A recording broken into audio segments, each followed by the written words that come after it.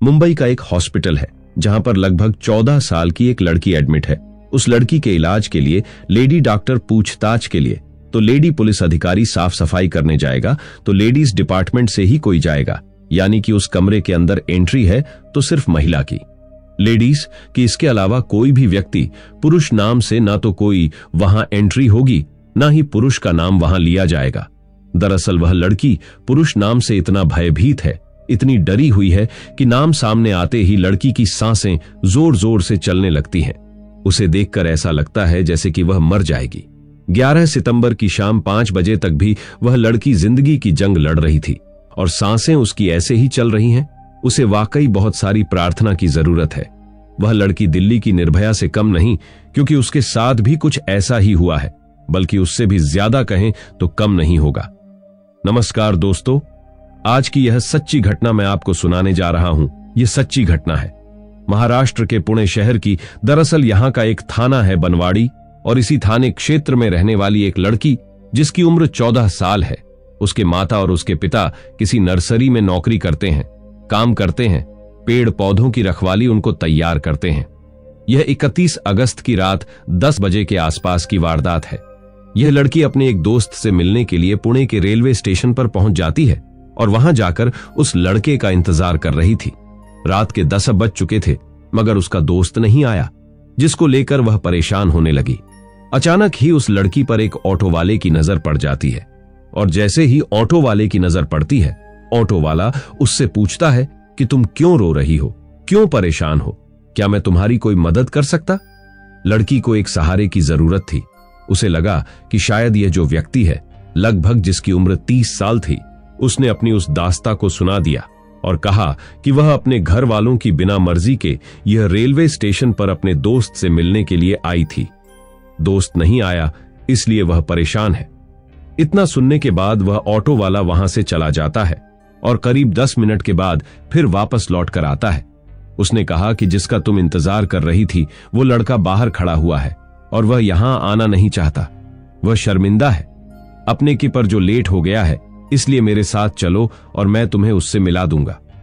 लड़की क्योंकि रो रही थी, काफी देर से उसके पास ना पीने के लिए पानी था ना वहां आसपास उसे पानी की सुविधा दिख रही थी।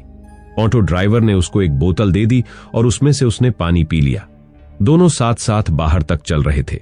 अचानक लड़की को चक्कर आने लगते हैं और वह गश खाकर इससे पहले गिरती। वह लड़का ऑटो तक लेकर पहुंच जाता है और उसके बाद उसे जंगल की ओर ले जाता है, जहां ले जाने के बाद उसके साथ बलात्कार करता है।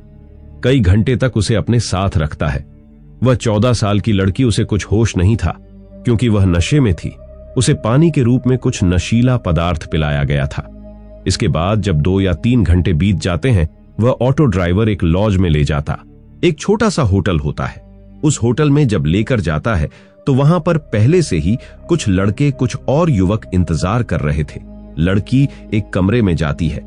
31 अगस्त की रात 10 बजे ये वाक्य शुरू होता है और उसके बाद होटल में जाने के बाद, लॉज में जाने के बाद उस लड़की को अंदर कमरे में बंद कर दिया जाता है और उसके पूरे कपड़े उतार दिए जाते हैं, यानी कि उसके बदन पर एक भी कपड़ा नहीं था। अब वह लड़की शर्मा रही है, काफी परेशान है और उसके साथ पहले ही बलात्कार हो चुका है। धीरे धीरे उसे होश आता है। तब तक उसके साथ लगभग 12 लड़के बारी बारी से रेप कर चुके थे। दिन निकल आता है और दिन भर यही काम चलता रहता है। एक के बाद एक लड़का आता रहता है और यह सिलसिला लगातार चलता रहता है। शाम हो जाती है, यानी कि इस कमरे के अंदर वह लड़की लगभग 24 घंटे तक रहती है और वह 12 लड़के 24 घंटे तक उसके साथ बलात्कार पर बलात्कार करते रहते हैं। वह भूख से, प्यास से तड़पती रहती है। वह कई बार कहती है कि मुझे खाने के लिए कुछ दे दो, मुझे पीने के लिए पानी दे दो, मगर कोई भी उसकी गुहार नहीं सुनता, उसकी कोई पुकार नहीं सुनता। उसकी चीखों की आवाज भी उस कमरे से बाहर गई भी थी, तो न जाने क्यों वो होटल मालिक, ये आसपास के लोग उन आवाजों को सुन ही नहीं पा रहे थे। ये भी बताया जा रहा है कि इस लड़की को बार बार इंजेक्शन दिया जा रहा था, नशीली चीजें दी जा रही थी जिससे वह शोर न मचा सके। इस बीच उस लड़की ने बार बार रिक्वेस्ट करती रही, माफी मांगती रही, उसे बचाने की गुहार लगाती रही। इन 12 लड़कों में से एक लड़के को दया आ जाती है और उसके बाद यह लड़का उस लड़की को ले जाकर मुंबई के दादर रेलवे स्टेशन पर छोड़ देता है। अब यह आरोपी 12 के 12 फरार हो चुके थे। इन्होंने सोचा कि शायद वह लड़की चली जाएगी। दादर रेलवे स्टेशन पर जाने के बाद वहां 2 सफाई कर्मचारी मिलते हैं और 2 सफाई कर्मचारी उस लड़की की हालत को देखने के बाद उसके साथ बलात्कार करते हैं। यानी कि अभी वह उन लोगों से बची थी कि 2 सफाई कर्मचारियों ने भी उसके साथ बलात्कार जैसी घटना को अंजाम दे दिया। दादर रेलवे स्टेशन के सफाई कर्मचारियों ने उसके साथ बलात्कार करने के बाद अपने पास काफी समय तक रखा और एक ऐसी ट्रेन में बिठा दिया जिस ट्रेन की जो दिशा थी वह उत्तर की ओर जा रही थी। कई 100 किलोमीटर का सफर करते करते लड़की चंडीगढ़ पहुंच जाती है। एक कोने में डरी हुई सहमी हुई बैठी रहती है। इस बीच न जाने कितने लोग आते हैं जाते हैं, मगर किसी भी व्यक्ति की नजर उस लड़की पर पहुंची नहीं। वह बहुत बड़ी परेशानी से गुजर रही थी। उसकी परेशानी किसी को दिखाई नहीं दी।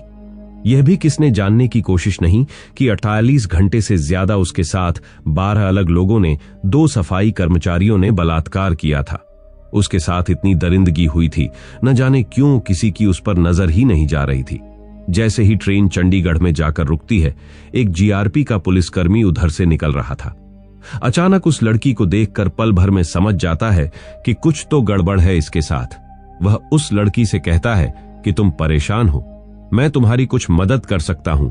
मगर वो लड़की पुरुष जाति के नाम से डरी हुई थी, घबराई हुई थी, क्योंकि वर्दी में भी तो एक पुरुष ही था।